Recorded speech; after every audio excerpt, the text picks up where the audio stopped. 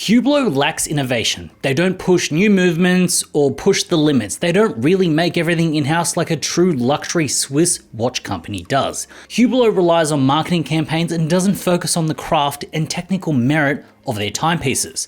Doing collaborations with celebrities is more important than the quality of output from their factory.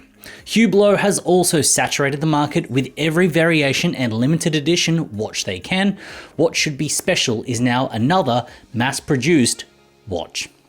Now these are the basic and boring logical answers that you get when you talk about why people hate Hublot, but it goes much, much deeper. I see Hublot as a Swiss Michael Kors. Just look at the square Big Bang Unico. It looks like the Cartier Santos. Now look at the spirit of Big Bang, just like a Richard Mille. Now take the Big Bang itself. It's the freakish love child of a Patek Philippe Nautilus and Audemars Piguet Royal Oak. It seems as though Hublots are Frankensteined in a Swiss watch dungeon. It seems like Hublot was an old wives' tale meant to scare children into buying watches from the big three. Hublot is pitched to the rich and marketed to the tasteless, and rumor has it that if you ever put one on your wrist, the devil himself is spawned. Now that was good fun to write, but this leads me to one of the reasons why Hublot is hated most of all, and this is most likely the reason you're watching this video right now. It's the fact that it's cool to hate on Hublot. Nico Leonard has built his brand around hating Hublot. The biggest watch YouTubers around have all made a video about hating on Hublot. Hell, I'm making this video right now because everyone's searching for it. Everyone wants to know why everyone hates Hublot. I believe Hublot is doomed to fail though, with the profit-thirsty Bernard Arnault squeezing the ever-loving shit out of the brands under management with LVMH.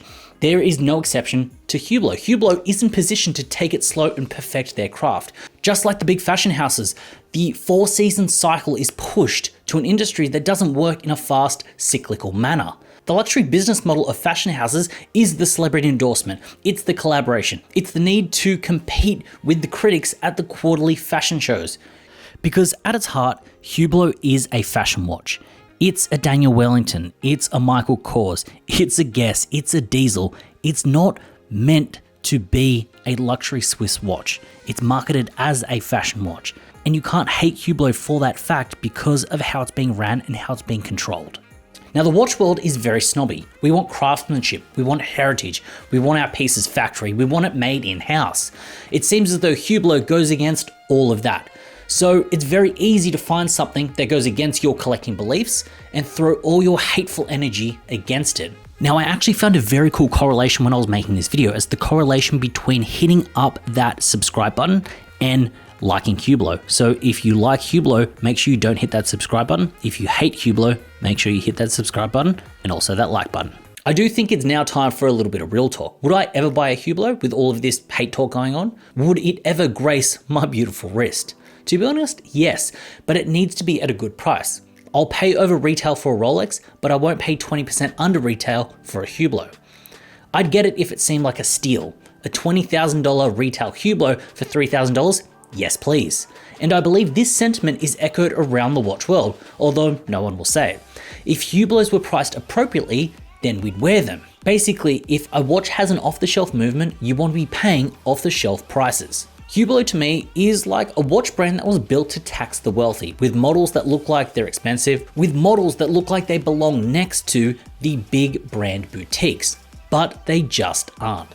So, should we hate on Hublot? Yes, we should. Should we ever buy a Hublot? No, we shouldn't. And not because they are a bad watch, they're a terrible watch, they're bad value for money. It's because they're not meant for us. They're meant for them.